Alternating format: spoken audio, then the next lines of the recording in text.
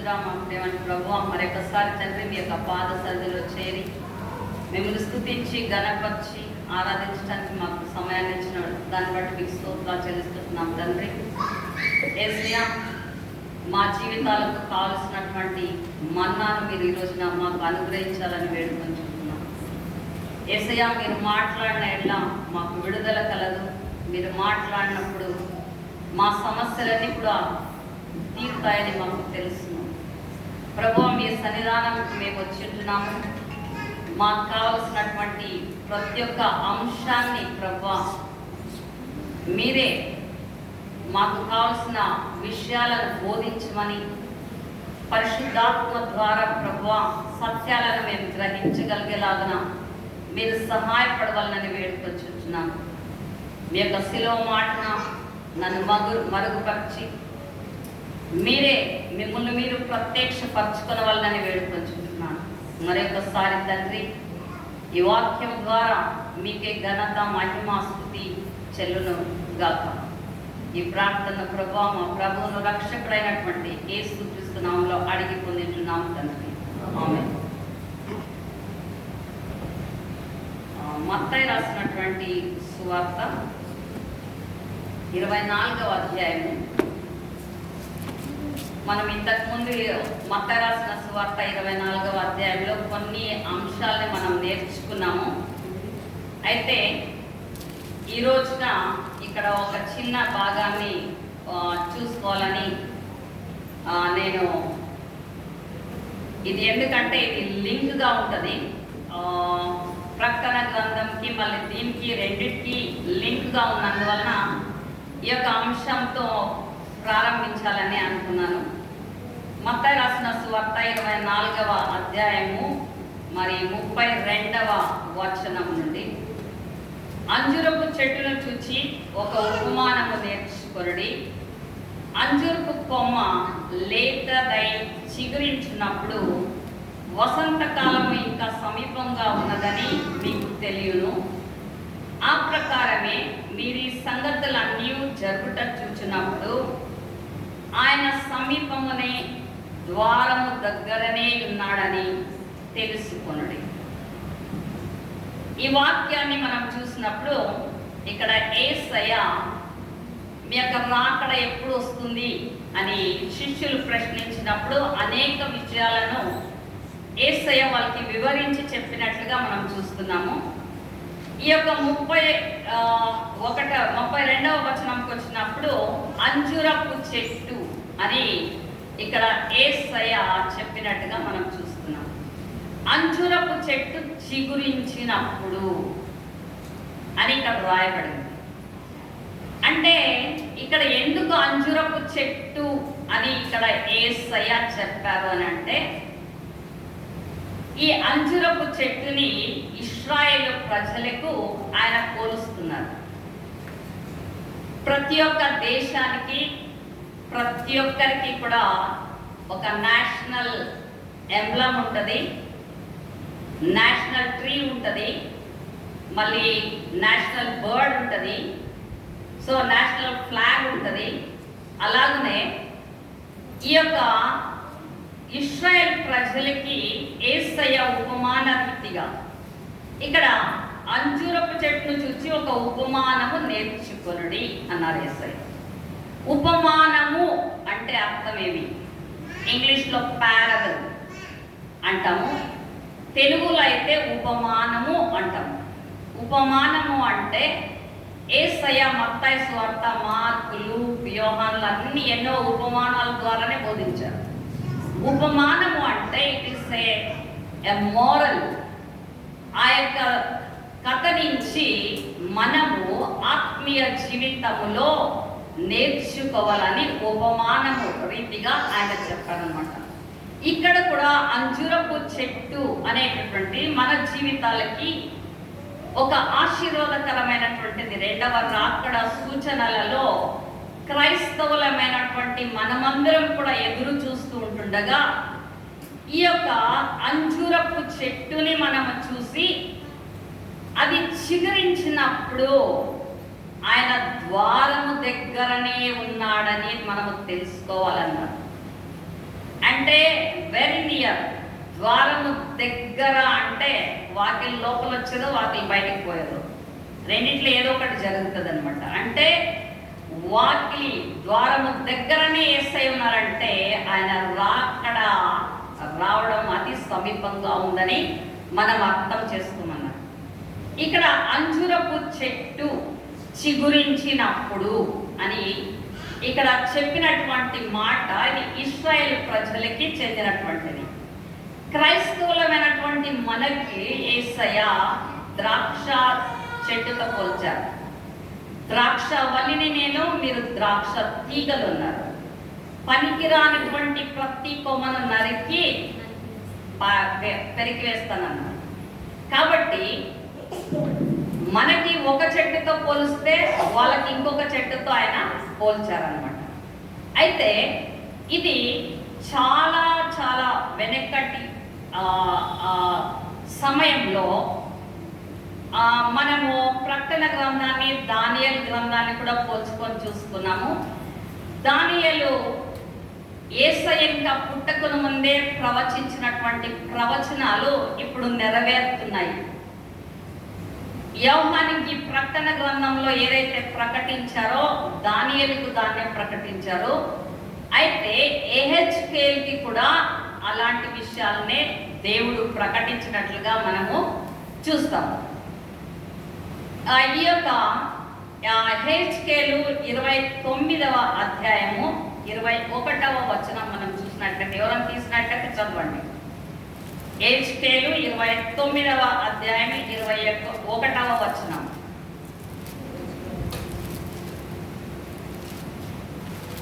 ఆ దినమందు నేను ఇశ్రాయేలుల కొమ్మ చిగురింపచేసి వారిలో మాట్లాడుటకు నీకు ధైర్యం కలుగజేసేదారు.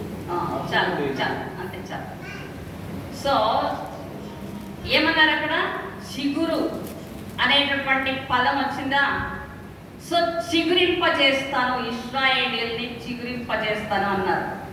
సో ఇక్కడ మనకి మత్తయి రాసినటువంటి సువార్తలో అంజూరపు చెట్టు చిగురించును అని వ్రాయబడి ఉంది.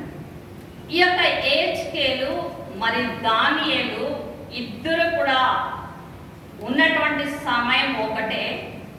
వాళ్ళిద్దరూ కూడా చెరగొనబడి వాళ్ళు బబులోను దేశానికి కొనుక్కోబడ్డారు. అయితే ఇక్కడ యెహెజ్కేలు అయిన తర్వాత దానియేలు గ్రంథం ఉంటుంది. యెహెజ్కేలు గ్రంథము మరి దానియేలు గ్రంథం. యెహెజ్కేలేమో ఇతడు యాజకుడు, ఇశ్రాయేలీయుల యాజకుడు. ఈ యాజకుడిని కూడా బబులోను రాజ్యానికి పట్టుకొని వెళ్ళిపోయారు. ఇప్పుడు అక్కడ ఆలయం ఉందా? లేదు. అతడికి ఏమైనా పని ఉందా? అక్కడ ఏం చేయడానికి లేదు. అయితే దేవుడు ఎవరైతే ఆయనందు భయభక్తులు కలిగి జీవించారో వాళ్ళని చెర తీసుకొని వెళ్ళిపోతే కూడా వాళ్ళని వదిలిపెట్టలేదు. దానియేలుని వదిలిపెట్టలేదు, షద్రక్ మెషక్ అబేద్నెగోల్ని వదిలిపెట్టలేదు, ఇక్కడ యెహెజ్కేలుని కూడా వదిలిపెట్టలేదు. యెహెజ్కేలుకి దేవుడు ఆ యొక్క బబులోను దేశంలో అతడు కూర్చొని ఒకరోజు ఉంటుండగా, మీరు యెహెజ్కేలు రాసినటువంటి గ్రంథంలో మొదటి అధ్యాయంలోనే చూస్తారు.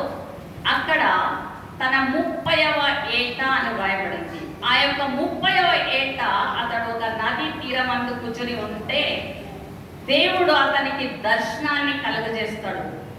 అతడు దర్శనాన్ని చూస్తాడు. ఇప్పుడు దేవుడు యాజకుడిని ప్రవక్తగా మార్చేశాడు. సో ఆయన యొక్క పోస్ట్ చేంజ్ అయింది. అతడు మొదలు యాజకుడే, అయితే యాజకుడుగా ఇప్పుడు ఆలయం లేదు, యాజక పని లేదు.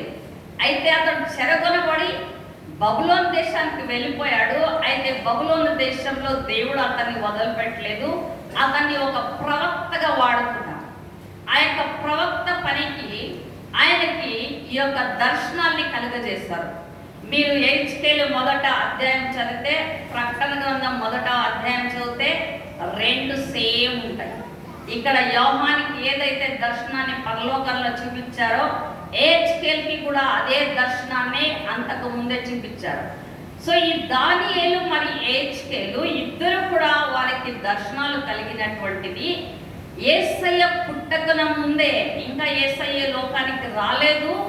అప్పుడే వాళ్ళకి ఈ యొక్క యేసయ్య పుట్టుక గురించి కాదు, వరల్డ్ ఎండ్ గురించే యేసయ్య చెప్పేశారు. అంటే ఈ యొక్క హిస్టరీ అనేది, హిస్టరీ రిపీట్స్ ఇట్ సెల్ఫ్ అని అంటారు.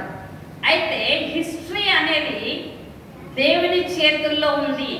ఈ లోకపు హిస్టరీ అనేది దేవుని చేతుల్లో ఉంది. అది అతని చేతనే జరగబడుతుంది. అతడు ఏమైతే పరలోకంలో నిశ్చయిస్తారో అది ఈ భూలోకంలో జరుగుతుంది. ఈ యొక్క హిస్టరీ అనేది దేవుడే అలాగ పెట్టారు. సో ఈ యొక్క ఏజ్కేలు ఈ యొక్క ప్రవేశంలో కూర్చొని ఉన్నప్పుడు అనేక దర్శనాల్ని దేవుడు ఏజ్కేల్కి ఇచ్చినట్లుగా మనం చూస్తాము. ఏజ్కేల్తో అనేక విషయాల్ని చెప్పారు. ముందు జరగబోయేటటువంటి ఈ లోకంలో ఏమేమి ఉంటది అనేటటువంటి విషయాల్ని చెప్పారు. మనము ఏజ్కేల్ గ్రంథము 28వ అధ్యాయము 25వ వచనాన్ని మనం చూసినప్పుడు 28, 25 అదే 25 నుంచి 26 రెండు వచనాలను చాలు. 28వ అధ్యాయం ఎవరు తీసుంటే చదవండి, లేకపోతే నేను చదువు. ప్రభు అయిన యెహోవా సెలవిచ్చినదేమనగా, జనులలో చెదిరిపోయిన ఇశ్రాయేలులను నేను సమకూర్చి జనుల సమక్షమున వారి మధ్యన నన్ను నేను పరిశుద్ధపరచుకొందును. అప్పుడు నా సేవకుడైన యాకోబునకు నేనిచ్చిన తన దేశములో వారు నివసించెదరు. వారు అందులో నిర్భయముగా నివసించి ఇండ్లు కట్టుకొని ద్రాక్ష తోటలు నాటుకొందురు. వారి చుట్టూ ఉండి వారిని వారిని తిరస్కరించుచు వచ్చిన వారికందరికీ నేను శిక్షించిన తరువాత వారు నిర్భయముగా నివసించు కాలమున నేను తమ దేవుడైన యెహోవానై ఉన్నానని వారు తెలుసుకుంది. సో ఇక్కడ ఈ అంజురపు చెట్టు చిగురించుట అని మనం చూసాం కదా, ఇక్కడ ఆ విషయాన్నే దేవుడు చెప్తున్నారు. ఈ యొక్క ఇశ్రాయేలు ప్రజలందరూ కూడా వివిధ దేశాలకు చెదిరిపోయి ఉంటున్నారు. ఈ యొక్క వివిధ దేశాలకు చెదిరిపోయినటువంటి వారిని మళ్ళా దేవుడు సమకూరుస్తాను, మళ్ళా వాళ్ళ దేశానికి తిరిగి తీసుకొని వస్తానని ఇక్కడ చెప్తున్నారు. ఈ యొక్క 28వ అధ్యాయం 25వ వచనంలో ప్రభు అయిన యెహోవా సెలవిచ్చినదేమనగా, జనములలో చెదిరిపోయిన ఇశ్రాయేలీయులను నేను సమకూర్చి జనుల పక్షమున వారి మధ్యన నన్ను నేను పరిశుద్ధపరచుకొందును. అప్పుడు నా సేవకుడైన యాకోబునకు నేనిచ్చిన తమ దేశములో వారు నివసించెదరు. వారు అందులో నిర్భయముగా నివసించి ఇండ్లు కట్టుకొని ద్రాక్ష తోటలు నాటుకొందురు. వారి చుట్టూ ఉండి వారిని తిరస్కరించిన వారినందరికీ నేను శిక్ష విధించిన తరువాత వారు నిర్భయంగా నివసించు కాలమున నేను తమ దేవుడైన యెహోవానై ఉన్నానని వారు తెలిసి పొందురు. సో ఇది ఎప్పుడు జరిగింది? ఇప్పుడు యేసయ్య వచ్చేటటువంటి కాలం ఎప్పుడు అన్నప్పుడు ఎన్నో సూచనలు చెప్పారు. అయితే దేవుని యొక్క భక్తులు, పండితులు వాళ్ళు అంతా కూడా బైబిల్ని చూసినప్పుడు వాళ్ళకి 90 సూచనలు, యేసయ్య రాకడకు 90 సూచనలు అని కనిపెట్టారు. ఈ 90 సూచనలు ఇప్పటికి 70 సూచనలు అయిపోయినాయి. ఇప్పుడు 20% 20 సూచనలు మాత్రం ఇంకా మిగిలిపోయినాయి. అవి అయిపోతేనే అది త్వరలోనే అయిపోతుంది, యేసయ్య రాకడ అతి సమీపం అనేసి అందరూ కూడా చెప్తున్నారు. అయితే వీళ్ళు వివిధ దేశాలకి పోవటానికి కారణం ఏమి? ఎందుకు వీళ్ళు చెదరగొట్టబడ్డారు ఇశ్రాయేలీలు? దేనికై మళ్ళా వీళ్ళని దేశానికి మళ్ళా దేవుడు తీసుకొచ్చారు? మళ్ళీ చిగురించుట అంటే ఎండిపోయినటువంటి దాంట్లో నుంచే మళ్ళా చిగురు వస్తుంది. సో అంటే ఆ కొమ్మలో ఏమీ లేదు, దాని నుంచి మళ్ళా చిగురు మొదలు పెట్టాలి. సో మోడుబారిపోయినటువంటి జీవితాలను మరి కట్టగలిగినటువంటి దేవుడు మన దేవుడు. సో ఇక్కడ మనము చూసినట్లయితే హెచ్కేల్ గ్రంథం 36వ అధ్యాయము 16వ వచనం నుండి ఒక నిమిషం 16 నుంచి 19 వరకు. హెచ్కేల్ గ్రంథము 36వ అధ్యాయము. మరియు యెహోవా వాక్కు నాకు ప్రత్యక్షమై ఇలా సెలవిచ్చెను, నరపుత్రుడా, ఇశ్రాయేలీయులు తమ దేశంలో నివసించి దుష్ప్రవర్తన చేతను దుష్క్రియల చేతను దానిని అపవిత్రపరిచితిరి. వారి ప్రవర్తన బహిష్టమైన స్త్రీ యొక్క అపవిత్రత వలె నా దృష్టికి కనబడుచున్నది. కాబట్టి దేశంలో వారు చేసిన నరహత్య విషయమై విగ్రహములను పెట్టుకొని వారు దేశమును అపవిత్రపరిచిన దాని విషయమై నేను నా క్రోధము వారి మీద కుమ్మరించి వారి ప్రవర్తన బట్టి వారి క్రియలను బట్టి వారిని శిక్షించి నేను అన్ని జనములలోనికి వారిని వెళ్ళగొట్టగా వారు ఆయా దేశములకు చెదిరిపోయేవి. ఓకే, చాలు. సో అందరికీ వినపడేదేమో మరి ఒక్కసారి.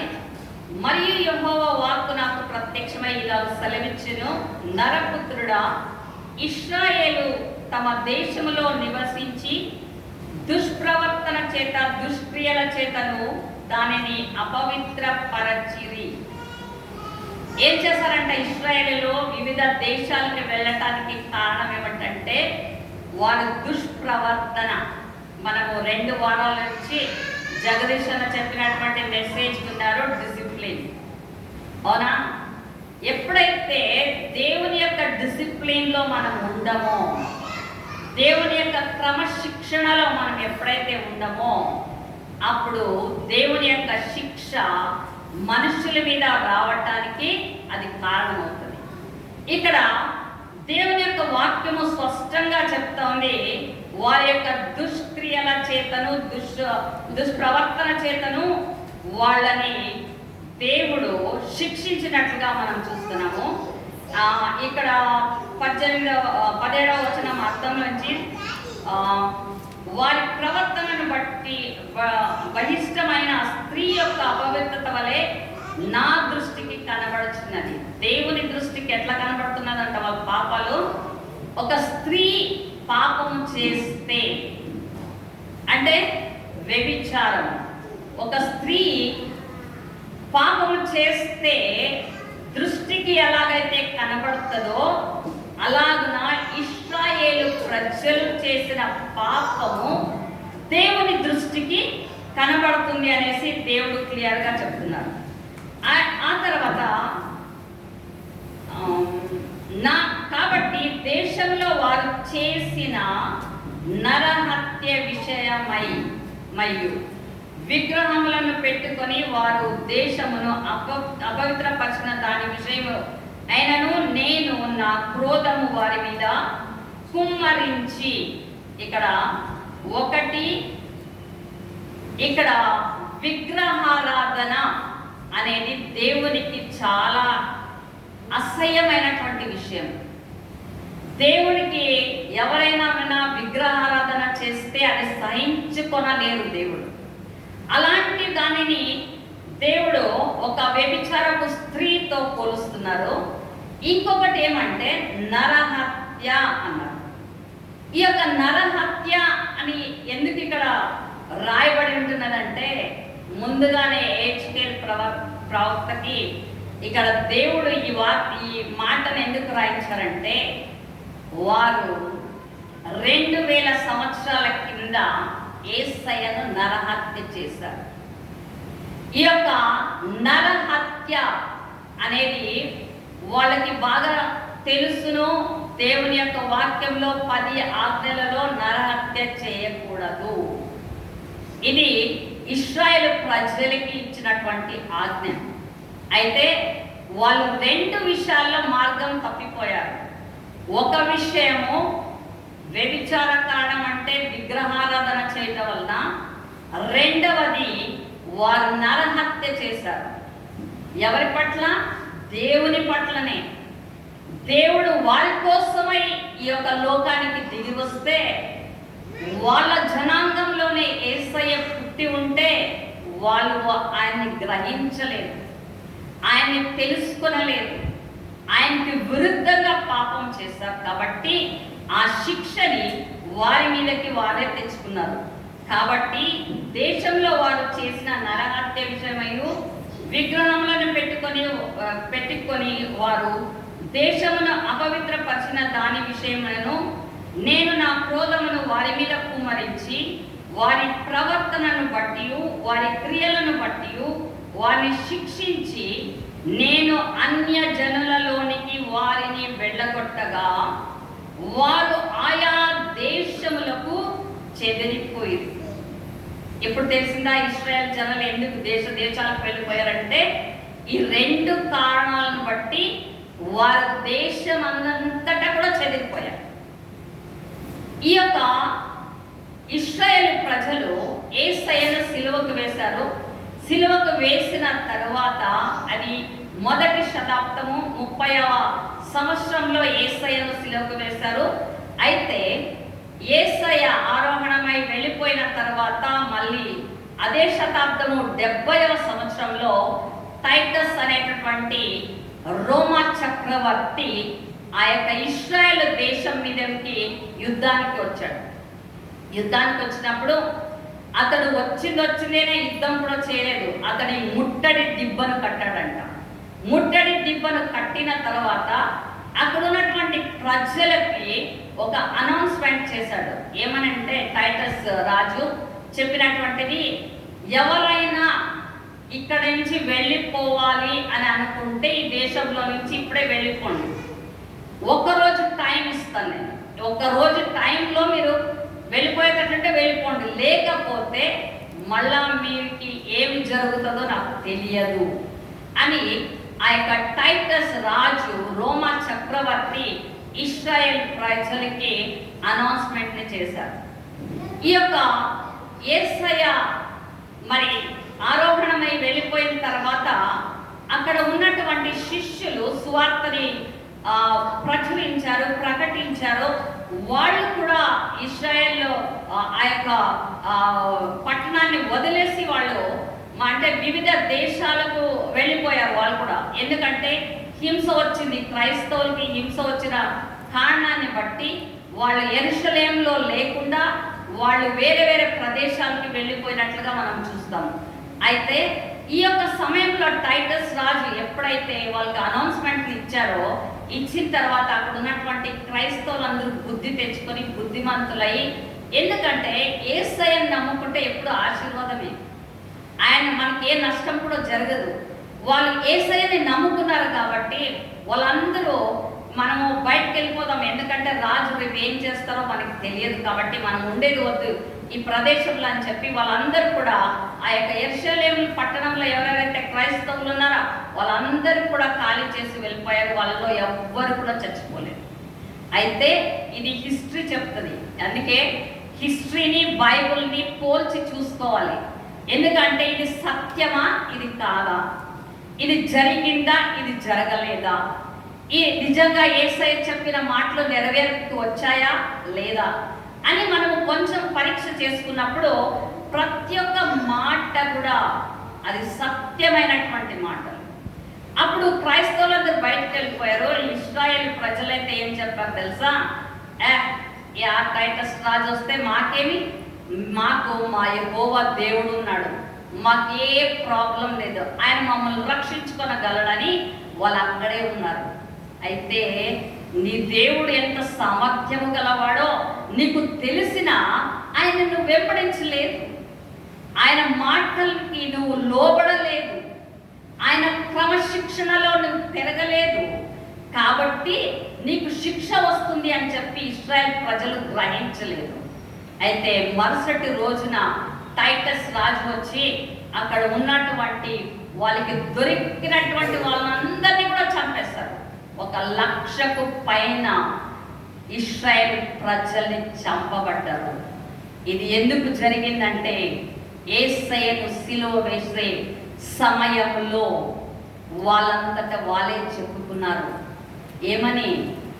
యొక్క పిలాతు అంటాడు, ఈయనలో ఏ తప్పిదము నాకు కనపడలేదు, ఈయన ఏ దానికి కూడా మరణ శిక్షకు అర్హుడు కాడు ఈయన అని చెప్పిన అతడు ఒక అన్యుడు, అతడు ఇశ్రాయేలుడు కాదు పిలాతు. అయినా కూడా అతడు మనస్సాక్షి ఒప్పక, అతడు గ్రేట్ ఫిలాసఫర్. చెప్పాలంటే పిలాతు మంచి ఫిలాసఫర్. అయితే ఇక్కడ మనము మత్తయి రాసిన సువార్త, మార్కు, లూక్, యోహానులో చదివితే పిలాతు 14 సార్లు యేసయ్యని తప్పించాలని ప్రయత్నించాడు. 14 times అతడు యేసయ్యని ఎలాగన్నా ఈ శిలువ నుంచి తప్పించాలని ప్రయత్నించినా అతడిది గెలవలేకపోయింది. అయితే ఇశ్రాయేలు ప్రజలు మాత్రం అన్నారు, ఇన్ని సిలువ వేసే తీరాలి, ఇతని మరణానికి పాత్రుడు, వేయండి అని కేకలేశారు. కాకపోతే ఇది మా మీద, మా పిల్లల మీదే ఉండునుగా కానీ వాళ్ళంతట వాళ్ళే వాళ్ళ నోటితో ఒప్పుకున్నారు కాబట్టి ఇది జరిగింది. ఆ సమయం వచ్చింది, వాళ్ళ ఇశ్రాయేలీయులకి శిక్ష తప్పలేదు. మనం అనుకోవచ్చు, మనం నిత్యము చేసేటటువంటి ప్రతి ఒక్క విషయాన్ని యేసయ్య గమనిస్తున్నారనేది మనం తెలుసుకోవాలి.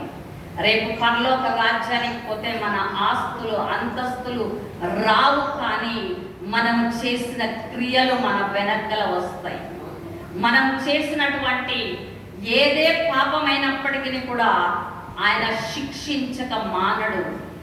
దావీదు మహారాజుని ఆయన అన్నాడు, నా హృదయానుసారుడు అని పిలుచుకున్నాడు. అయితే ఒక్క పాపం చేశాడు దావీదు, అయితే దానికి శిక్షని తప్పించుకొనలేదు, దావీదునైనా శిక్షించాడు. కాబట్టి మన జీవితాలు ఏ పాటివి ఒక్కసారి మనం పరీక్షించుకుందాము. దేవుడు చెప్పినట్టుగా దేవుని మాటలను మనం వింటున్నామా? దేవుని మాటలను మనం వింటం లేదా? వినకపోతే వచ్చే శిక్ష ఏమిటి? సో ఈ అంజూరపు చెట్టును చూసినప్పుడు మనం కూడా ఆత్మీకమైనటువంటి పాఠాలను ఎన్నో నేర్చుకోవాల్సినవి ఉన్నాయి. ఈ యొక్క అంజూరపు చెట్టును చూసి యేసయ్య అన్నారు, మళ్ళా అది చిగురించటానికి వస్తుంది అన్నారు. అలాగనే అది జరిగింది. సో ఈ వివిధ దేశాలకి వెళ్ళిపోయినటువంటి ఇశ్రాయేల్ ప్రజలు, ఈ యొక్క టైటస్ రాజు ఏం చేశారంటే కనపడిన వాళ్ళందరినీ కూడా చంపేశాడు. 1,00,000కు పైన ఇశ్రాయేల్ ప్రజలు చచ్చిపోయారు. ఇంకా మిగిలినటువంటి వారిని చెరపట్టుకున్నాడు. వాళ్ళందరినీ పట్టుకొని దేశాలకు పోయి మార్కెట్ ప్లేస్లో పెట్టి వాళ్ళని స్లేవ్స్గా, వాళ్ళని బానిసలుగా అమ్మేశాడు. అలాగన కొంతమంది అయిపోయారు. ఇంకా తండ్రి ఎక్కడ పోయినాడో పిల్లోడికి తెలియదు, పిల్లోడు ఎక్కడ పోయాడో తల్లికి తెలియదు. అలాగన ఇశ్రాయేల్ ప్రజలు మొత్తము చెదిరిపోయారు. ఎవరు ఎక్కడ ఉన్నారో ఎవరికి తెలియదు. అలాగన దేశాల్లో చెదిరిపోయారు. ఇంకా కొంతమంది తప్పించుకున్నాలో తమ ప్రాణాలని చేతిలో పట్టుకొని పరిగెత్తుకుంటా వెళ్ళిపోయారు. వాళ్ళకి దొరికిన చోట్లలో నివాసం చేయడానికి మొదలు పెట్టారు. అయితే ఇది ఎన్ని సంవత్సరాల శిక్ష తెలుసో మీకు అందరికీ? యేసయ్య చనిపోయి 2000 సంవత్సరాలు ఇప్పుడు అయిపోయింది.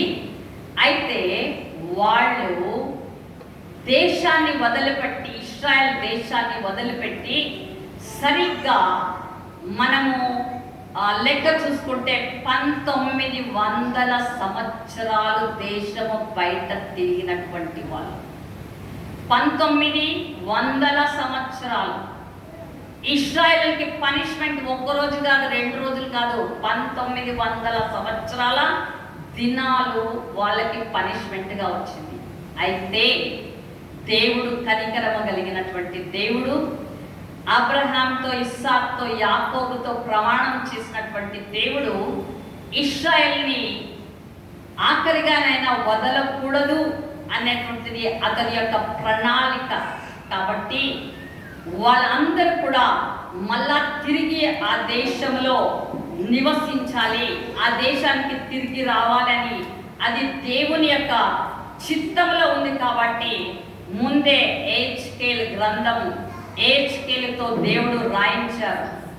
ఈ యొక్క విషయంలో ఇశ్రాయేలీయులు మళ్ళీ తిరిగి వాళ్ళ దేశానికి వస్తారని చెప్పారు. ఇప్పుడు మనం ఒక్కసారి మనం ఆలోచన చేసుకుంటే మన జీవితాల్లో ఇప్పుడు బళ్ళారి పట్టణంలో మనం నివాసం చేస్తున్నాం. ఒకవేళ మన తల్లిదండ్రులు వేరే పట్టణంలో నివసించారనుకోండి, ఆ పట్టణాన్ని వదిలిపెట్టి మనం ఈ పట్టణానికి వచ్చారు. ఈ పట్టణానికి వచ్చి ఇక్కడే నివాసం చేస్తున్నాము. వదిలి ఒక 5 ఏండ్ల క్రితం వదిలారనుకోండి, మీకు అక్కడ ఏదో ఒక ఇల్లు ఉందనుకోండి ఆ వేరే ఊర్లో, మీరు తిరిగి 5 సంవత్సరాలు అయిన తర్వాత మీరు ఆ ఇంటికి వెళ్ళి ఆ ఊరికి వెళ్ళి ఇది నాది అంటే అంతలోపలే ఎన్నో తారుమార్లు అయిపోయింటాయి. ఎవరైనా మన ఇల్లు మనం అంటే ఒప్పుకుంటారా? పోనీ ఏదో అక్కడ తెలిసిన వాళ్ళు ఎవరో చుట్టుపక్కల బంధువులు ఉంటే అవును వీళ్ళదే ఇది అని చెప్పచ్చు, ఏదో కావచ్చు. లేకపోతే దాన్ని ఆ ప్రాపర్టీని వేరే వాళ్ళు ఆక్యుపై చేసుకొని వాళ్ళే నివాసం చేయటానికి కూడా ప్రారంభించుకుంటారు. అయితే ఇప్పుడు నేను మిమ్మల్ని అడిగే ప్రశ్న ఏమంటే 1900 సంవత్సరాలు, ఇది 1900 సంవత్సరాలు వాళ్ళు బయటికి వెళ్ళిపోయినాక తిరిగి వాళ్ళ దేశంలో అడుగు పెట్టి ఇది ఇశ్రాయేల్ దేశం మాదండి, ఇది మా సొత్తు అంటే ఎవరైనా ఇచ్చేవాళ్ళు ఉంటారా? చెప్పండి. అది జరిగేటటువంటి విషయమా? ఒక్కసారి మనం ఆలోచన చేస్తే అంటే వీళ్ళు ఎన్ని తరాల తల్లిదండ్రులు చచ్చిపోయి ఉంటారు. ఇప్పుడు వాళ్ళ పిల్లలు కదా ఉంటారు. ఇప్పుడు పోయి ఇది మాది ప్రాపర్టీ ఇవ్వండి అంటే ఇస్తారు ఎవరైనా? ఇవ్వటానికి ఛాన్సెసే లేవు. ఎక్కడ మనం తలంచుకున్నా కూడా వచ్చే ఛాన్స్ లేదు. అయితే దేవునికి సమస్తం కూడా సాధ్యమే. దేవుడే ప్రణాళిక వేసుకున్న తర్వాత వాళ్ళ దేశానికి వాళ్ళకి ఇప్పించేది బాధ్యత దేవునిది. ఆయన సమయం వచ్చినప్పుడు తన కార్యాన్ని ఆయన మొదలు పెట్టేటటువంటి దేవుడు. ఇప్పుడు మనము ఈ యొక్క ఎస్కేల్ గ్రంథము 36వ అధ్యాయము 20 నుంచి 23. ఎస్కేల్ గ్రంథము 36వ అధ్యాయము 20 నుంచి 23.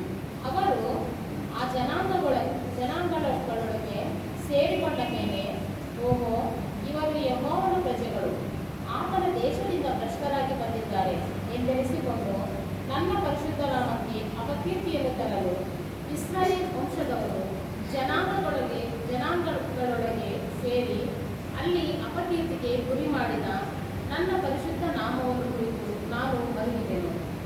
ಆದ ಕಾರಣ ನೀವು ಇಸ್ರಾಯೇಲ್ ವಂಶದವರಿಗೆ ಹೀಗೆ ಬಿಡಿ, ಕರ್ತನಾದ ಯೆಹೋವನು ಇಂತೆನ್ನುತ್ತಾನೆ, ಇಸ್ರಾಯೇಲ್ ವಂಶದವರೇ, ನಿಮ್ಮ ನಿಮಿತ್ತವಲ್ಲ, ನೀವು ಜನಾಂಗಗಳೊಳಗೆ ಸೇರಿ ಅಪಕೀರ್ತಿಗೆ ಗುರಿ ಮಾಡಿದ ನನ್ನ ಪರಿಶುದ್ಧ ನಾಮದ ನಿಮಿತ್ತವೇ ಈ ರಕ್ಷಣಾ ಕಾರ್ಯವನ್ನು ಮಾಡುತ್ತೇವೆ.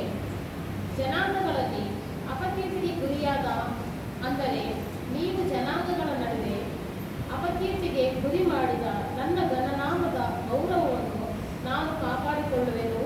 ಹೀಗೆ ನಾನು ಅವುಗಳ ಕಣ್ಣೆದುರಿಗೆ ನಿಮ್ಮ ರಕ್ಷಣೆಯ ಮೂಲಕ ನನ್ನ ಗೌರವವನ್ನು ಕಾಪಾಡಿಕೊಳ್ಳುವಾಗ ನಾನೇ ಯೆಹೋವನು ಎಂದು ಅವುಗಳಿಗೆ ನಿಶ್ಚಿತವಾಗುವುದು. ಇದು ಕರ್ತನಾದ ಯೆಹೋವನ ನುಡಿ. సో ఇక్కడ ఏహెచ్కేలో ఈ యొక్క 36వ అధ్యాయము 20వ వచనం నుంచి 23 వరకు మనం చదివినప్పుడు వీళ్ళు వివిధ దేశాలకు వెళ్ళిపోయారు. వివిధ దేశాలకి వెళ్ళినప్పుడు అక్కడ ఏమన్నారంట దేశాల్లో ఉన్న వాళ్ళు, వీళ్ళ దేవుడే నిజమైన దేవుడైతే వీళ్ళని ఎందుకు ఇలా చేస్తారు అని అన్యజనులు పలుకుతున్నారంట. ఆయన దేశంలో నుండి వచ్చిన వారే కదా అని చెప్పుట వలన నా పరిశుద్ధ నామమునకు దూషణ కలుగుటకు ఇశ్రాయేలీయులు కారణమయ్యారు. ఆయన నామాన్ని దూషించడానికి ఎవరు కారణమైనారంట? ఇశ్రాయేలీయులు. ఈరోజు మనమైనా అంతే. మేము క్రైస్తవులమండి అని చెప్పుకొని ఏమేం చేయాలో, అడ్డుదారులు పోవాలనో, ఏమేం పాపాలు చేయాలనో అన్నీ చేసుకొని వచ్చేది. మళ్ళీ దేవునికి ప్రార్థన చేస్తున్నామండి అనేది. దేవుడు కొంచెం కనిపెట్టి ఉండు అంటే ఉండము. మనం చెప్పినట్టు దేవుడు వినాలి, కానీ దేవుడు చెప్పినట్టు మనం వినాలి. అది దేవుడు మనలో చూసినటువంటిది. ఇప్పుడు ఏం చెప్పారంటే, వివిధ దేశాల్లో ఉన్న వాళ్ళందరూ కూడా దేవుని గురించి మాట్లాడుకుంటున్నారు. ఏమని? వాళ్ళు ఇశ్రాయేలు వారు దూషణకు కారణమైనారు. కాగా ఇశ్రాయేలీలు పోయిన ఎల్ల చోట్లను నా పరిశుద్ధ నామమునకు దూషణ కలుగుగా నేను చూచి నా నామము విషయమై చింతపడి. ఎవరు చింత చేశారంటే ఇప్పుడు దేవుడే. ఎవరికి చింత కలిగింది? ఇశ్రాయేలు చేసిన పాపం గురించి దేవునికి చింత కలిగింది. కాబట్టి ఇశ్రాయేలీయులకు ఈ మాట ప్రకటన చేయము. ప్రభువగు యెహోవా సెలవుచున్నదేమనగా, ఇశ్రాయేలీయులారా, మీ నిమిత్తము కాదు గాని అన్య జనులలో మీ చేత దూషణ నొందిన నా పరిశుద్ధ నామము నిమిత్తము నేను చేయబో దానిని చేయుదును. అన్య జనుల మధ్య మీరు దూషించిన నా ఘనమైన నామమును నేను పరిశుద్ధపరచుదును. వారి ఎదుట మీ యందు నేను నన్ను పరిశుద్ధపరచుకొనగా నేను ప్రభువునగు యెహోవానని వారు తెలిసి కొందురు. ఇదే ప్రభువగు యెహోవా వాక్కు. ఇప్పుడు ఇశ్రాయేల్ జనుల్ని తిరిగి ఇశ్రాయేల్ దేశానికి తీసుకొని రావాలంటే దీనికి దేవుడే కారణం, కానీ ఎవరు కాదు. అయితే దేవుడు అన్నాడు, అన్య జనులందరూ మాట్లాడుకుంటున్నారు. ఏమని? వీళ్ళు దేవుడు చేత కాకున్న దేవుడా, అందుకేనా వీళ్ళు దేశాలకి దిబ్బర్లా వెళ్ళిపోయారు అని మాట్లాడుకుంటున్నారు. అయితే నేను అన్య జనుల కోసమైనా నా నామాన్ని నిలబెట్టుకోవాలని మళ్ళా ఇశ్రాయేలు ప్రజల్ని నేను సమకూరుస్తానని చెప్పాను.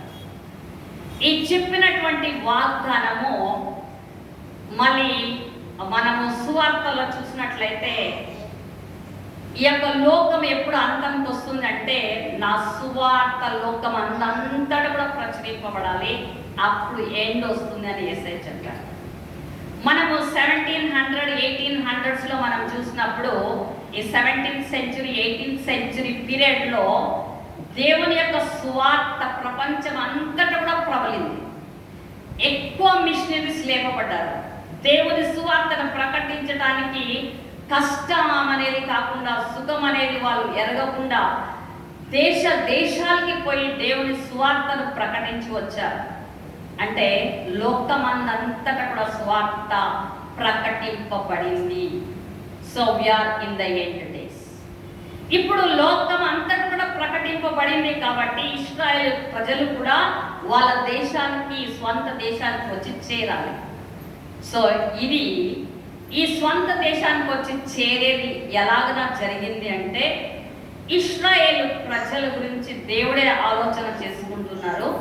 ఈ ఆలోచన చేస్తూ ఉన్నప్పుడు ఈ ఆలోచనలో ఏం జరిగిందంటే, మొదట 19th century లో మనము 1918 నుంచి మనం చూస్తాము ఫస్ట్ వరల్డ్ వార్ జరిగింది. ఆ తర్వాత సెకండ్ వరల్డ్ వార్ జరిగింది. సెకండ్ వరల్డ్ వార్ జరిగినప్పుడు అది 1939లో ప్రారంభమైంది, 1945లో ఎండ్ అయింది.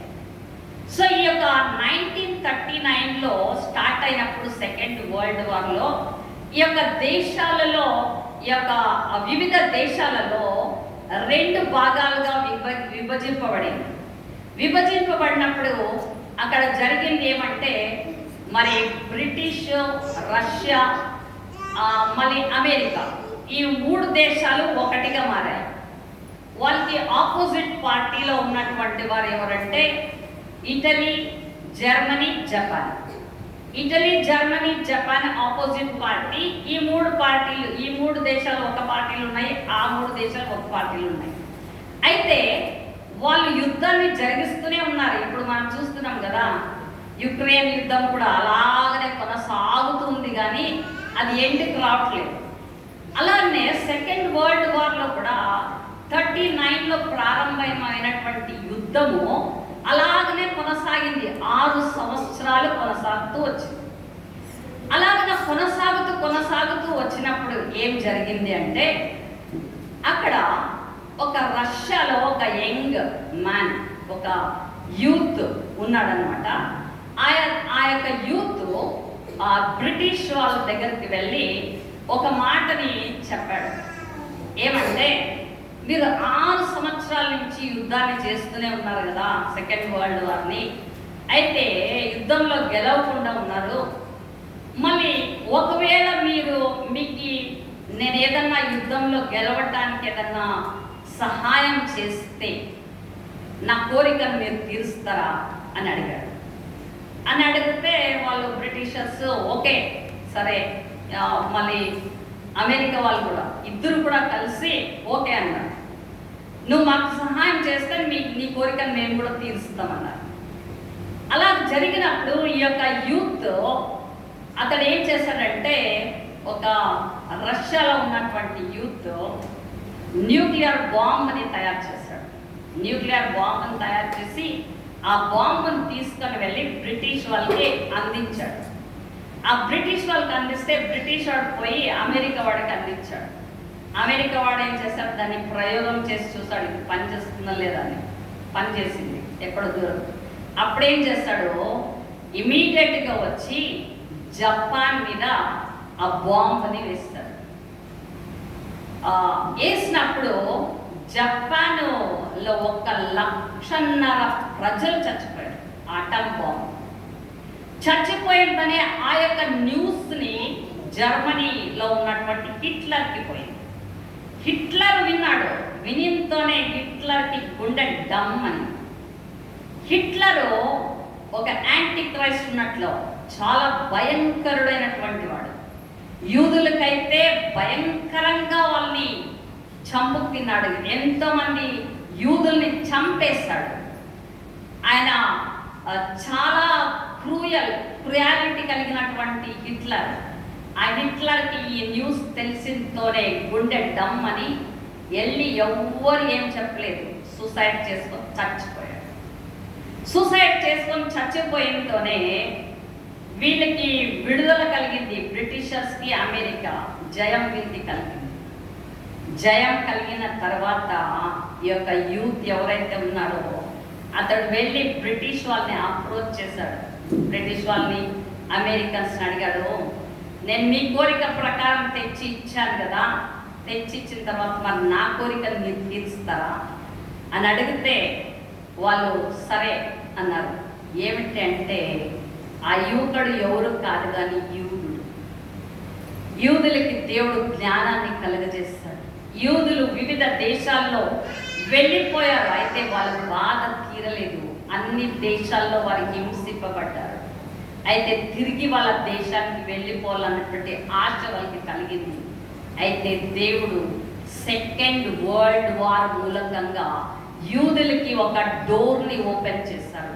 వాళ్ళ దేశానికి తిరిగి వాళ్ళకి వెళ్ళి అక్కడ నివాసం చేయటానికి దేవుడు చేసినటువంటి ఒక మేలు. ఇది ఎవ్వరు కాదు, యుద్ధము యెహోవాదే. ఇప్పుడు చదివాను కదా, first world war, second world war. చాలా మంది కొంతమంది బైబిల్ని చదివేస్తా అనుకుంటుంటారు. వాళ్ళకి విని హిస్టరీ తెలియదు కాబట్టి యుద్ధాలు మళ్ళీ భూకంపాలు వచ్చేస్తాయి, అప్పుడు జరిగిపోతాయి. ఎక్కడ దేవుడు ఎక్కడ వస్తాడు? అప్పుడు ఫస్ట్ వరల్డ్ వార్ అయింది, సెకండ్ వరల్డ్ వార్ అయింది, ఎక్కడ ఎందుకు వస్తారు యేసయ్య? అప్పుడే చెప్తారు, అప్పుడే రాలేదు కదా అండి. ఇంకా దేవుని యొక్క కార్యం అక్కడ నెరవేర్పు రాలేదు కాబట్టి రాలేదు. ఈసారి గ్యారెంటీ వస్తారు. So there is no doubt about it. మొదటి వరల్డ్ వార్ జరిగినప్పుడు యూదులు ఇంకా వాళ్ళ దేశానికి వెళ్ళలేదు. సెకండ్ వరల్డ్ వార్ జరిగినప్పుడు ఇంకా యూదులు వాళ్ళ దేశానికి వెళ్ళలేదు. అయితే ఇప్పుడు యూదులు వాళ్ళ దేశానికి వెళ్ళారు. బ్రిటిషర్స్, అమెరికా సపోర్ట్తో వాళ్ళు గెలుచుకున్నారు. మళ్ళా వాళ్ళ దేశం వాళ్ళకి ఇవ్వబడింది. ఇప్పుడే చెప్పాను కదా, ఒక చిన్న ల్యాండ్ ఉంటే మన దేశంలో మనది ఇల్లు అని పోయి అడిగితే ఎవరు ఇవ్వరు. అయితే చాలా క్లిష్ట పరిస్థితిలో, చాలా కష్టమైనటువంటిది దేవుడు సింపుల్గా సాల్వ్ చేసేసారు ప్రాబ్లం. అంటే దేవునికి సమస్తము కూడా సాధ్యమే. ఆయనే హిస్టరీని కలుగజేసేది ఆయనే సమస్తమైనటువంటి ప్రణాళికల్ని చేసేది ఆయనే. సమస్త లోకాన్ని ఎలాగూ చేయాలనేటటువంటి నిర్ణయాలు దేవుని యొద్ద నుండే వస్తాయి, కానీ వేరొకటి కాదు. ఇలాంటి దేశాన్ని, ఇశ్రాయేలు దేశాన్ని మళ్ళీ దేవుడు ఒకటిగా చేసి వాళ్ళ దేశానికి వాళ్ళకి సొంతంగా ఇచ్చారు. అయితే వీళ్ళు బయటికి వెళ్ళిపోయిన తర్వాత ఇశ్రాయేల్ ప్రజలందరూ కూడా ఈ యొక్క వాళ్ళు ఉన్న ప్రదేశం వదిలి బయటికి వెళ్ళిపోయిన తర్వాత అక్కడ ఆరబ్స్ స్ట్రాంగ్ అయిపోయారు. ఈ యొక్క ఆరబ్ కంట్రీస్ వాళ్ళంతా కూడా చాలా స్ట్రాంగ్ అయిపోయి అక్కడ ముస్లిం వాళ్ళందరూ కూడా వాళ్ళ ప్రదేశంగా మార్చుకున్నారు. ఆటోమాన్ అనేటటువంటి ఆరబ్స్ చాలా కాలము వాళ్ళు అక్కడ రూల్ చేశారు.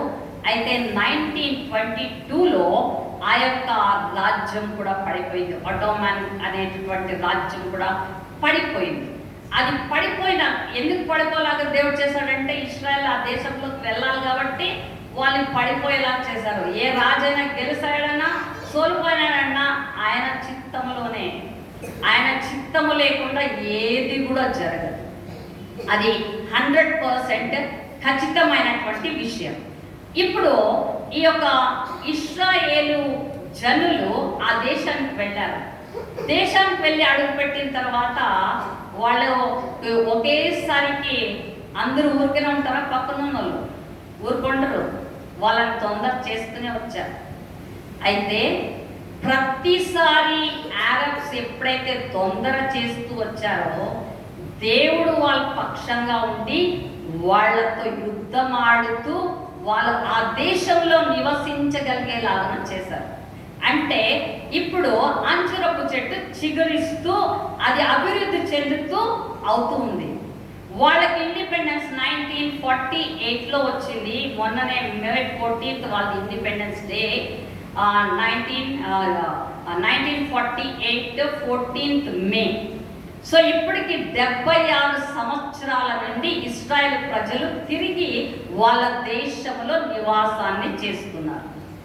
ఈ యొక్క 1966వ సంవత్సరంలో వాళ్ళు చుట్టుపక్కల ఉన్నటువంటి దేశాలు ఆరబ్ కంట్రీస్ వాళ్ళు అనుకున్నారు, ఈ ఇశ్రాయేల్తో మనకి చాలా అయిపోతుంది, వీళ్ళు దేశం వదిలి బాగా వెళ్ళిపోయారు, మళ్ళా వచ్చి చేరుకున్నారు, వీళ్ళు ఎట్లైనా చెప్పి వీళ్ళు చేసి వీళ్ళని రూపు మాపేయాలా, ఇంకా అసలు వీళ్ళు హిస్టరీలోనే ఉండకూడదు, వీళ్ళు లేకోకుండా చేద్దాము, మనం అందరం కలిసి వాళ్ళ మీద యుద్ధానికి పోతే వాళ్ళది చిన్న గుంపు, వాళ్ళు ఏం యుద్ధం చేయగలుగుతారు, వాళ్ళు ఎలా గెలవగలుగుతారు, కాబట్టి మనం యుద్ధానికి వెళ్దామని చెప్పేసి 14 పక్కన ఉన్నటువంటి అన్ని చిన్న దేశాలని కలుసుకొని వాళ్ళు ఇశ్రాయేలీల మీద 1967వ సంవత్సరము యుద్ధానికి వెళ్ళారు.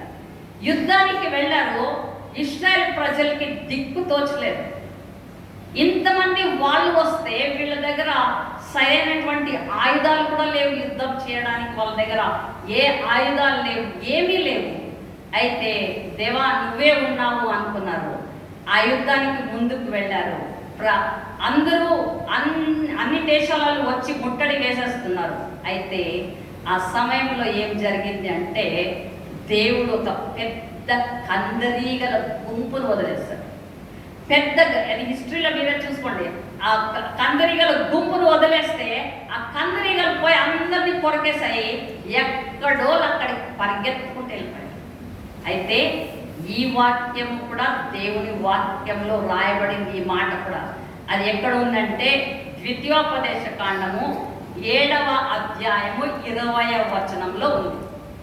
ద్వితీయోపదేశ కాండంలో మనం చూసినప్పుడు ద్వితీయోపదేశ కాండంలో ఆశీర్వాదాలు, శాపాలు అనే 2 విషయాలని దేవుడు రాస్తూ వచ్చారు. నువ్వు ఏం చేస్తే ఆశీర్వాదం వస్తుంది, ఏం చేస్తే నీకు శాపం వస్తుంది అని చెప్పుకుంటూ వచ్చారు. నువ్వు ఎప్పుడైతే దేవుని మాటని వింటావో అప్పుడు నీ శత్రువులు నీ ఎదుట వచ్చి నిలబడితే కందిరీగల్ని పంపి నీ శత్రువుల్ని చంపుతానన్నాడు దేవుడు. అలాంటి విషయాన్ని చేశారు. ఈ యొక్క సమయంలో మీరు చూడొచ్చు ద్వితీయోపదేశ కాండము 7:20. ఎవరైనా బైబిల్ తెరిచి ఉంటే ఒకసారి చదవండి. మరియు మిగిలిన వారు మీ కంటపడక దాగిన వారును, నా నశించు వరకు నీ దేవుడైన యెహోవా వారి మీదకి పెద్ద కందిరీగలను పంపును. వారిని చూసి జడియవద్దు. చాలు. సో ఇక్కడ ద్వితీయోపదేశ కాండము 7వ అధ్యాయం 20వ వచనంలో రాబడింది, మరియు మిగిలిన వారును నీ కంట పడక దాగిన వారును నశించు వరకు నీ దేవుడైన యెహోవా వారి మీదకి పెద్ద కందరీగలను పంపును అని. సో దేవుడు అలాగనే ఇశ్రాయేలు పక్షంలో ఆయన ఏం ప్రామిస్ చేశారో అదే ప్రామిస్నే ఇశ్రాయేల్ పట్ల చేసి చూపించారు. అది 1967లో జరిగినటువంటి విషయము. దాన్ని బట్టి వాళ్ళు తెలుసుకున్నారు. ఇప్పుడు మీరే మీ కండ్లారా చూస్తున్నారు ఇప్పుడు ఏమేమి యుద్ధాలు జరిగాయో. రీసెంట్గా ఇశ్రాయేల్ దేశంలో జరిగినటువంటి అన్ని యుద్ధాలలో కూడా ఇవాళ ఎక్కడా సోలిపోలేదు. వాళ్ళ దేశంగా దేవుడు మారుస్తానన్నారు, అలా పెట్టనన్నారు, పెట్టారు, ఇంకా పెట్టబోతారు. అంతము వచ్చే వరకు కూడా ఇశ్రాయేల్ ఇంకా చెదరిపోరు, వాళ్ళు ఒక దేశంగానే ఉంటారు. సో ఇవన్నీ కూడా నేను ఎందుకు చెప్తూ వచ్చానంటే ఇక్కడ మనకి ప్రకటన గ్రంథం 11వ అధ్యాయానికి లింక్ చేయడానికి నేను చెప్పుకుంటూ రావాల్సి వచ్చింది. ఇక్కడ యెహెజ్కేలు 37వ అధ్యాయము 27వ వచనంలో చదువుతాను, ఒకసారి చూడండి. నా మందిరము వారికి పైగా నుండును, నేను వారి దేవుడునై ఉండును, వారు నా జనులై ఉండును, మరియు వారి మధ్యను నా పరిశుద్ధ స్థలము నిత్యము ఉండుటను బట్టి యెహోవానైన నేను ఇశ్రాయేలులను పరిశుద్ధపరచువాడనని అన్య జనులు తెలిసి పొందురు. సో ఇప్పుడు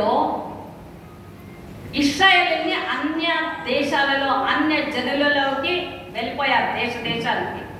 ఆ జనులందరూ మాట్లాడుకునే మాటలు దేవుడు విన్నారు.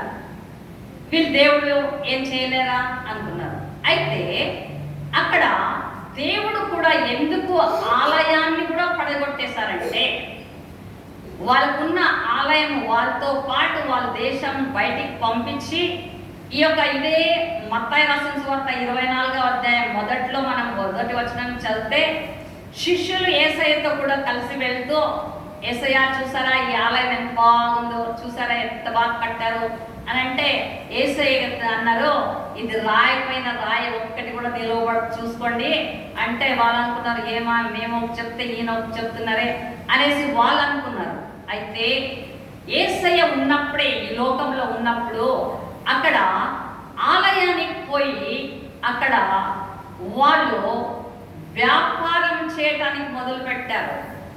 నా మందిరాన్ని దొంగల గృహగా మీరు మారుస్తున్నారా అని వాళ్ళని తరిమి కొట్టినట్లుగా 2 సార్లు మనం చూస్తాం.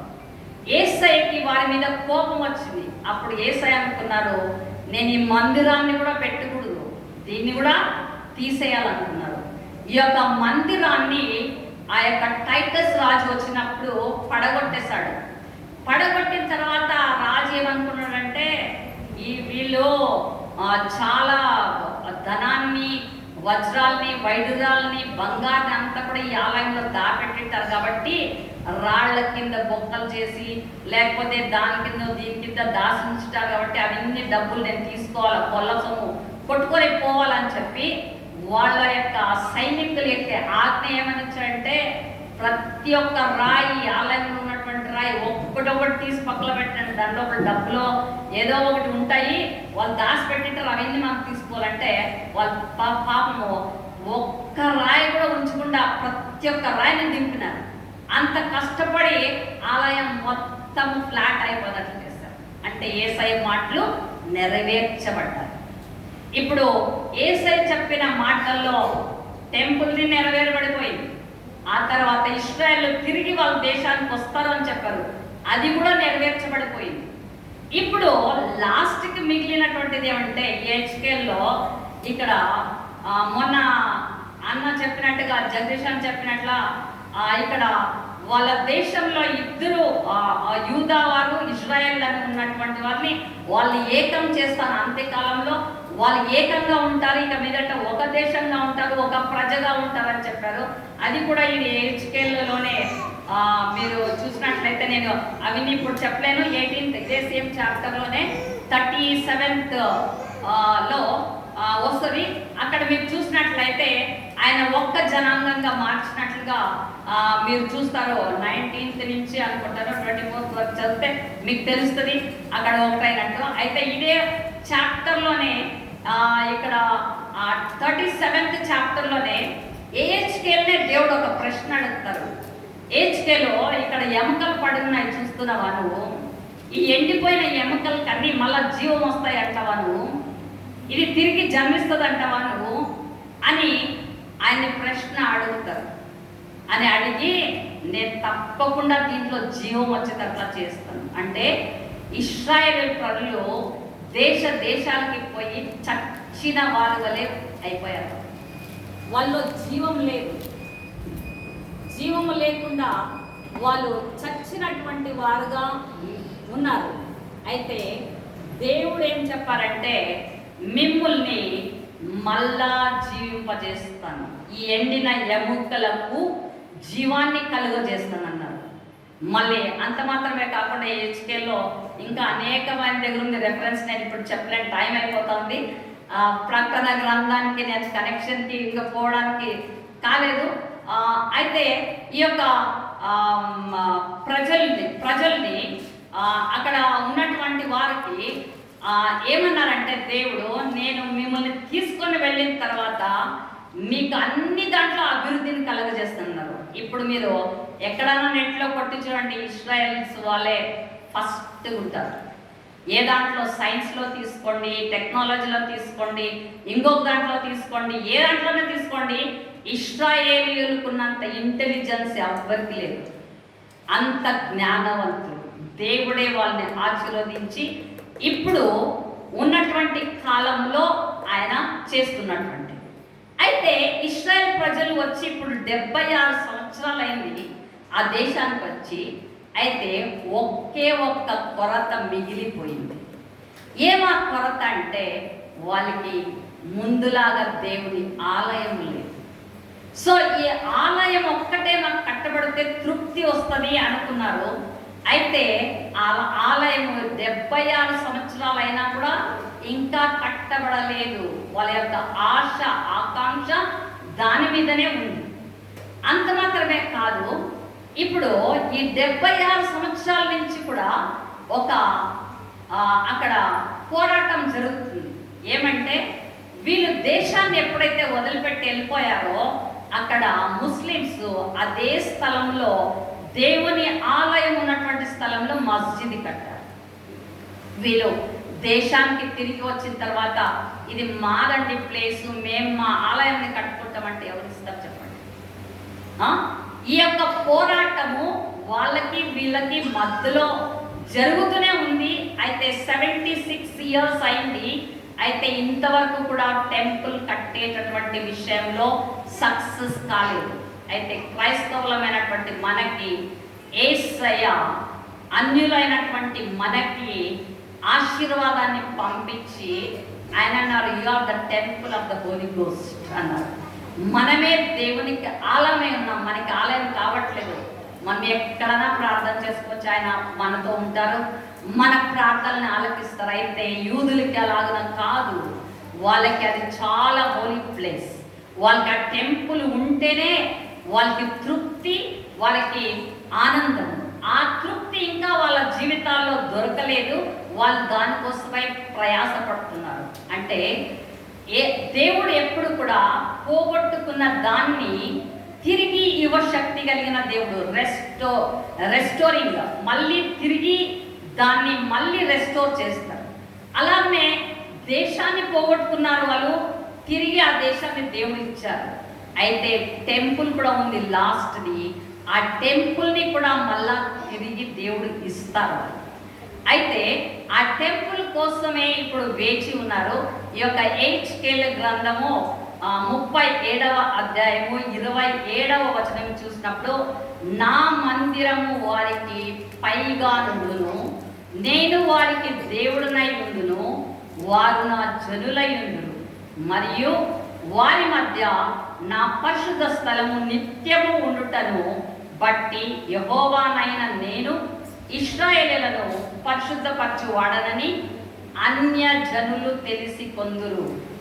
ఈ అన్యజనులందరూ ఎవరెవరు ఏమేమి మాట్లాడుతున్నారో, వీళ్ళ దేవుడు ఏమి అనే జనులు మాట్లాడుతున్నారో ఆ జనులందరికీ కూడా కనబడగలిగేలాగున దేవుడు ఆ కార్యాన్ని చేయబోతున్నారు. టైం అప్పుడే 9:10 అయింది. సో టైం అయిపోయింది అనుకుంటాను. అయితే ప్రకటన గ్రంథం 11వ అధ్యాయము ఈ ఆలయం ఇక్కడికి ఎండ్ చేస్తాను. మళ్ళీ ముందు వారంలో నేను కంటిన్యూ చేస్తాను. ప్రకటన గ్రంథము 11వ అధ్యాయానికి మనం వచ్చాము. యాక్చువల్లీ ఇవన్నీ ఇంట్రడక్షన్ ఎందుకు ఇవ్వాల్సి వచ్చిందంటే మీరు అర్థము చేసుకోవాలి, డీప్గా అది అర్థం కావాలని చెప్పించాను. సో ఇక్కడ 11వ అధ్యాయం 1వ వచనం నుంచి, మరియు ఒకడు చేతి కర్ర వంటి కోల కర్ర నాకిచ్చి, నీవు లేచి దేవుని ఆలయమును బలిపీఠమును కొలత వేసి ఆలయములో పూజించు వారిని లెక్క పెట్టుము. ఆలయమునకు వెలుపటి ఆవరణమును కొలత వేయక విడిచిపెట్టుము. అది అన్యులకియబడను. వారు 42 నెలలు పరిశుద్ధ పట్టణమును కాలితో త్రొక్కుదురు. సో ఇక్కడ మనం చూసినటువంటిది పరిశుద్ధ పట్టణమును వాళ్ళు ఎన్ని రోజులు తొక్కుతారంట అన్నిలు? 42 నెలలు. 42 నెలలు అంటే మీరు అర్థం చేసుకోండి, ఈ యొక్క అంత్యకాలంలో చర్చ్ ర్యాప్చర్ అయిపోయిన తర్వాత 7 ఏండ్ల శ్రమల కాలం. ఈ 7 ఏండ్ల శ్రమల కాలంలో మొదటి 3.5 సంవత్సరంలో ఈ టెంపుల్ కట్టబడుతుంది. ఈ టెంపుల్ కట్టబడి 3.5 సంవత్సరం వరకు ఉంటుంది ఆ టెంపుల్. అంటే ఇప్పుడు ర్యాప్చర్ కాలేదు, ఆ టెంపుల్ ఇంకా కట్టబడలేదు, ఆ టెంపుల్కి ఇంకా టైం రాలేదు, కాబట్టి అది ఇంకా జరగలేదు. అయితే ఇక్కడ మరి ఒకడు చేతి కర్ర వంటి కోల కర్ర నాకు ఇచ్చి, నీవు లేచి దేవుని ఆలయంలో బలిపీఠంలో కొలత వేసి, అంటే దేవునిదే ఆ ఆలయం కాబట్టి ఓనర్ ఏం చేస్తాడు? మెజర్మెంట్స్ చేస్తాడు. మెజర్మెంట్స్ చేసేవాడు దేవుడు కాబట్టి నువ్వు వెళ్ళి కొలత వేయి. అంత మాత్రమే కాదు, ఆలయంలో పూజించేవారిని, పూజ అంటే మళ్ళీ ఇక్కడ ఆ పూజ అనుకోవద్దండి, అలాంటి పూజ కాదంటే వెళ్ళి ప్రార్థన చేసేవాళ్ళు, వెళ్ళి ఆలయంలో ఆరాధించేటటువంటి వారు ఎంతమంది అని లెక్క పెట్టు అనేసి అన్నారు. ఆలయంలోకి వెలుపటి ఆవరణను కొలత వేయక విడిచిపెట్టు, అది అన్యులకు ఇవ్వండి. అంటే అన్యులందరూ కూడా దేవుని తట్టు దృష్టించేలా చూస్తున్నారు. నిజమైన దేవుడా కాదా వీళ్ళ దేవుడు? యేసయ్య నిజమైన దేవుడా కాదా? యెహోవా దేవుడు నిజమైన దేవుడా కాదా? సో వాళ్ళు ఆలయం బయట నుండే చూస్తారు కాబట్టి వాళ్ళని తొక్కనివ్వండి అన్నారు. 42 months అంటే 42 months అంటే ఎంత అయింది? ఒక సంవత్సరంకి 12 నెలలు. 12 + 12 24, 24 + 12 36, 36 ప్లస్ అర్ధ సంవత్సరము 6 నెలలు అంటే 42. అంటే కరెక్ట్ 3.5 years పీరియడ్ లో ఈ టెంపుల్ వస్తుంది. సో ఈ యొక్క ఎండ్ డేస్ లో 7 years పీరియడ్ లో ఉన్నప్పుడు అంత్యకాలంలో ఆ యొక్క ఆలయము కట్టబడుతుంది. కట్టబడి తిరిగి ఇశ్రాయేల్ ప్రజలు వెళ్ళి ఆ ఆలయంలో దేవుణ్ణి ఆరాధించుకుంటారు. దానితో వాళ్ళకి తృప్తి కలుగుతుంది. అయితే ఇక్కడ ఒక విశేషమైనటువంటి సంగతి జరిగింది. ఏమిటంటే వాళ్ళకి ఇన్ని రోజులు ఇప్పుడు సెకండ్ వరల్డ్ వార్తో ఒక డోర్ ఓపెన్ అయింది. వాళ్ళు ఆ డోర్తో ఆ దేశానికి ఎంటర్ అయిపోయారు. అయితే ఈ టెంపుల్ కట్టే దాంట్లో ఎవరో ఒకరు హెల్ప్ చేయాలి కదా, మళ్ళీ ఎవరో ఒకరు ఉండాలి కదా. అయితే ఈ చర్చ్ ర్యాప్చర్ అయిపోతుంది. ర్యాప్చర్ అయిపోయిన తర్వాత ఇక్కడ ఇశ్రాయేల్ ప్రజలు ఇక్కడే ఉంటారు. ఎందుకంటే యేసయ్యను నమ్మకలేదు, చర్చ్ మాత్రమే ర్యాప్చర్ అవుతుంది. ఈ ఇశ్రాయేల్ ప్రజలు ఇక్కడే ఉన్నప్పుడు వాళ్ళకి ఆలయం పైన అంత ఆసక్తి కలిగి ఉంది. ఇంకా ఎలా కడతాం అన్నప్పుడు యాంటీ క్రైస్ట్ బయలుదేరుతాడు. యాంటీ క్రైస్ట్ని చూసి వాళ్ళు ఏమనుకుంటారంటే ఇతడే మా మెస్సయ్య. సో అతడు అనేకులతో నిబంధనను చేసుకుంటాడని దానియేలు గ్రంథంలో రాయబడింది. అతడు 7 సంవత్సరాలకు అనేక దేశాలతో నిబంధన చేసుకుంటాడు. ఇశ్రాయేల్ ప్రజలతో కూడా నిబంధన చేసుకుంటాడు 7 సంవత్సరాలు. ఆ 7 సంవత్సరాలకి నిబంధన చేసినప్పుడు ఇప్పుడు మనము మత్తాయి, మార్కులు, యోహానులో చదివినప్పుడు యేసయ్య ఆ యొక్క మొట్టల ఆదివారం రోజున ఒలీవల కొండ దగ్గర నుంచి బయలుదేరి యెరూషలేం పట్టణంలోనికి ఎంటర్ అవుతారు.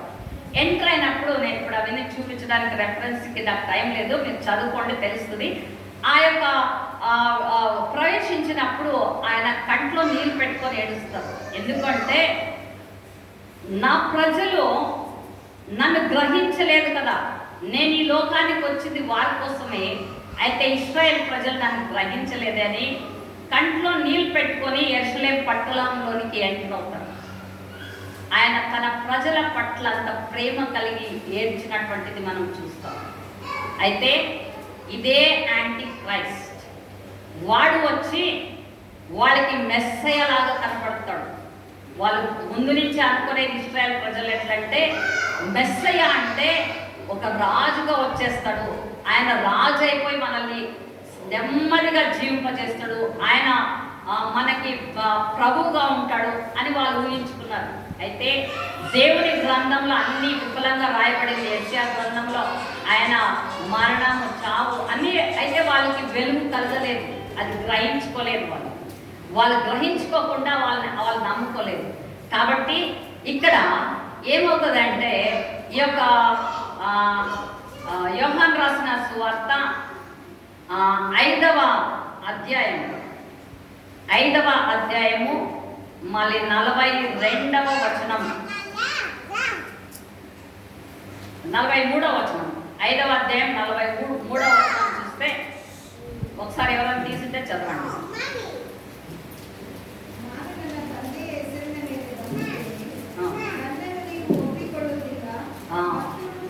ఒక నిమిషం. ನಾನು ನನ್ನ ತಂದೆ ಹೆಸರ ಮೇಲೆ ಬರುತ್ತಿದ್ದೇನೆ, ನನ್ನನ್ನು ಒಪ್ಪಿಕೊಳ್ಳಲಿಲ್ಲ.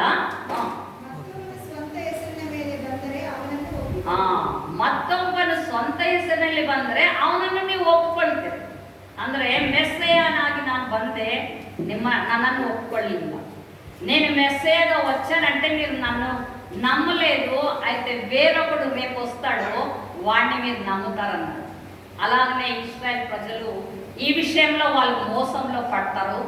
మోసంలో పడి వాడు మాకు సపోర్ట్. అయితే ఈ 3.5 సంవత్సరాలు కూడా వాళ్ళ జోలికి పోడు. వాళ్ళందరూ కూడా దేవుని ఆరాధిస్తూ వాళ్ళు రోజు ఆలయానికి వెళ్తూ వస్తూ ఉంటే మంచిగా ఉంటాడు. మంచిగా ఉన్నప్పుడు వాళ్ళు అనుకుంటారు, ఓహో ఇతడు చాలా మంచివాడులే అని అనుకుంటారు. తర్వాత మరి ఏం జరుగుతుందనేది ముందు వారంలో మనం చూసుకుందామంట. ఇంతటితో టైం అయిపోయింది కాబట్టి చాలా ఎక్కువ టైం తీసుకున్నాను, క్షమించండి. ఓకే, ఈ యొక్క ఒక చిన్న ప్రార్థన చేసుకుని ముగించుకుందాం. Thank you Jesus, thank you Lord. యేసయ్య ఇంతవరకు విన్నటువంటి వాక్యం ప్రభా మా హృదయాలు అది ఆశీర్వాదకరాన్ని తీసుకొని రాగలిగేలాగా మీరే మార్చుకోవాలని వేడుకొచ్చుంటున్నాం. ముఖ్యంగా తండ్రి యేసయ్య, మేము కఠినమైనటువంటి హృదయాలు కాకుండా ప్రభా మీ యొక్క ఆత్మకు మేము లోబడి ప్రభా మీకు ఇష్టమైనటువంటి విషయాల్ని మా జీవితాల్లో మేము చేయగలిగేలాగా, మరియు తండ్రి ఇశ్రాయేలు ప్రజలలాగా కాకుండా ప్రభా మేము క్రైస్తవ బిడ్డలుగా ప్రభా మిమ్మల్ని నొప్పించేటటువంటి బిడ్డలుగా కాకుండా మిమ్మల్ని ప్రభా మీరు చెప్పినటువంటి మార్గంలో మేము నడవగలిగేలాగా, మరియు మా రక్షణను మేము కాపాడుకోగలిగేలాగా, ఆ యొక్క ఎత్తబడేటటువంటి సంఘంలో మేమందరం ఉండగలిగేలాగా మీరే సహాయపడవాలని వేడుకొంచుంటున్నాం. మరి ఒకసారి తండ్రి ఈరోజు వాక్యం విన్నటువంటి మా అందరితో కూడా మీరు మాట్లాడినందుకై మీ కృతజ్ఞతాస్తుతి వందనాలు చెల్లిస్తుంటున్నాం. మీకే సమస్తమైన ఘనత మహిమ స్తుతి స్తోత్రాలు చెల్లించుకోవచ్చు. ఈ యొక్క ప్రార్థన మా ప్రభువుని రక్షకుడైనటువంటి యేసుక్రీస్తు నామములో అడిగి పొందుతున్నాం తండ్రి. ఆమేన్.